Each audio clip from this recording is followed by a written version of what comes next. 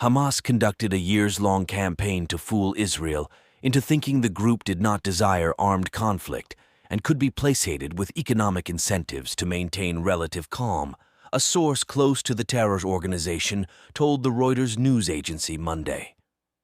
Hamas gave Israel the impression that it was not ready for a fight, the source told the agency.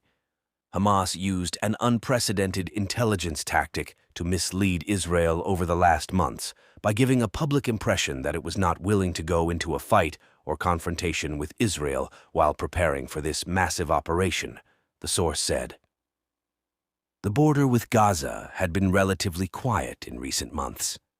Hamas sat out a deadly round of fighting between Israel and the smaller Palestinian Islamic Jihad earlier this year. Hamas gunmen breached Israel's border on Saturday, killing more than 700 people and taking at least another 100 hostages into Gaza during the unprecedented rampage. The terror group has also fired thousands of rockets at Israel. The source said that as part of its preparations, the terror organization built a mock Israeli community to train for the assault in which gunmen went house to house in border towns Saturday, killing residents. Israel surely saw them, but they were convinced that Hamas wasn't keen on getting into a confrontation, the source said. The source said that Hamas convinced Israel that it was more interested in ensuring Gazans had work permits that allowed them to enter Israel, where they earned higher salaries than they would in the enclave.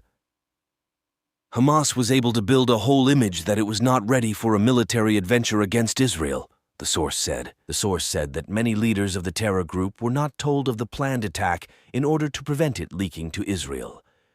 In addition, the approximately 1,000 terrorists involved in the devastating assault were not told exactly what they were training for.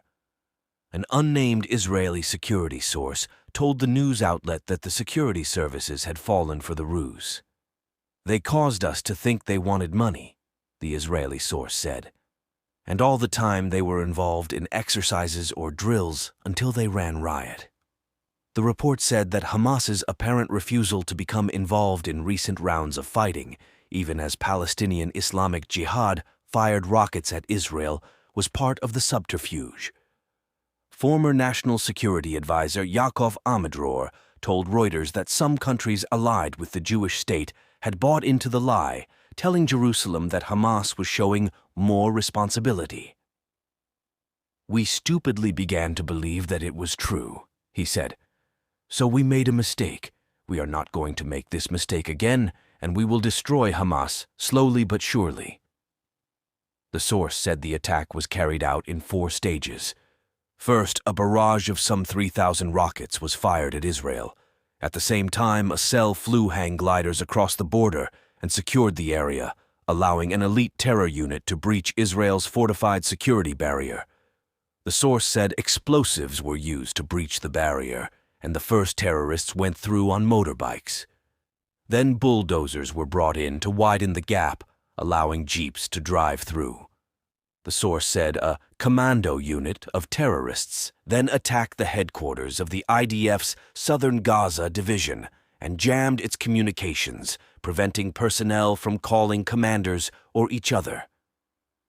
The terrorists then went on their murderous rampage through the border towns and military base, as well as a crowded rave party, slaughtering hundreds and taking at least 100 hostages back to Gaza. An unnamed Israeli security source said that troops near the Gaza border were not at full strength because some had been moved to the West Bank, the report said, to protect Israeli settlers amid a surge of violence there.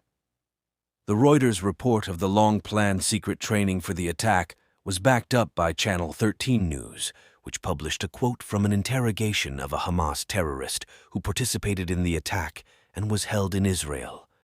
"It was 5 hours before they fired at us," he said, of the area that he was attacking. "We were ready with 1,000 fighters. We breached the fence in 15 places. We were shocked that the IDF was not waiting for us," he said. "We led a family on foot to the Gaza Strip for 2 hours without interruption," he said. "We have been preparing for over a year. We were encouraged by the demonstrations in Israel," the terrorist said, apparently referring to the protests against the government's judicial overhaul. The security establishment has long warned that the government's plan had impacted the military's operational abilities